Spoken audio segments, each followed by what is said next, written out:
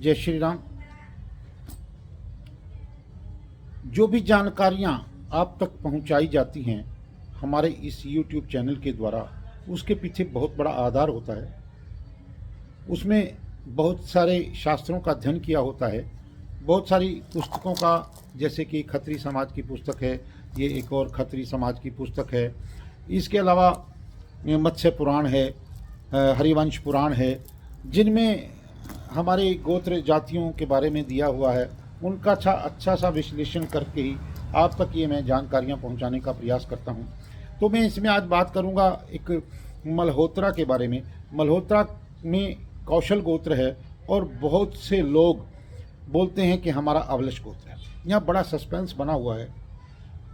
बहुत से लोगों को मैं समझा नहीं पा रहा हूँ कि उनका अवलश गोत्र कैसे है, क्योंकि उसका कोई इतिहास ही मुझे नहीं मिला और ना ही मैंने उन परिवारों से जानकारियाँ ली जिनका अवलश गोत्र है, उनको भी नहीं पता। इसका मतलब मल्होत्रा कौशल हैं, अवलश नहीं है, और अगर अवलश हैं तो वो मल्होत्रा नहीं है।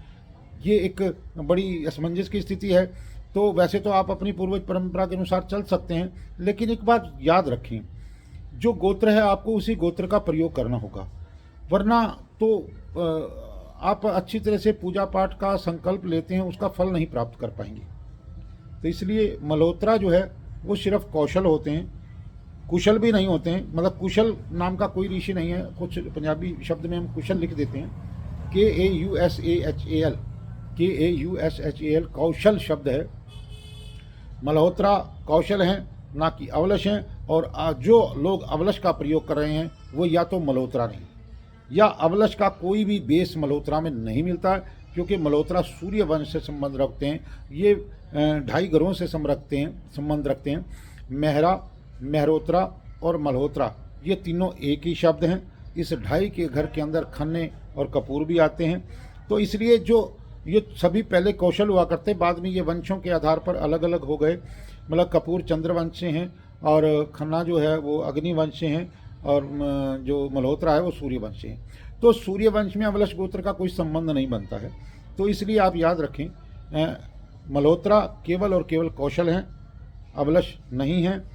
या तो आप अपनी गोत्रावली में सुधार करें, या फिर पीछे से ये ढूंढें कि आप मल्होत्रा ना हो करके कोई और शब्द है जो बिगड़ कर मल्होत्रा बन गया है।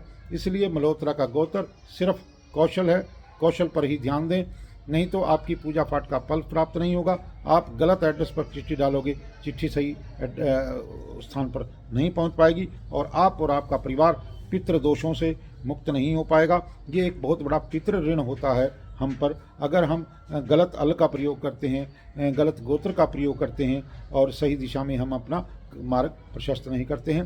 तो इसके लिए मेरा प्रयास फिर भी जारी रहेगा, हर गोत्र के बारे में पूरी डिटेल निकाल करके इस ज्ञान रसधारा चैनल के द्वारा सभी को दूं। और आपसे मेरा निवेदन, हमारे इस ज्ञान रसधारा YouTube चैनल को अधिक से अधिक लाइक करें, सब्सक्राइब करें, शेयर करें, ताकि ये उपयोगी जानकारियाँ जन जन तक पहुँच सकें। जय श्री राम।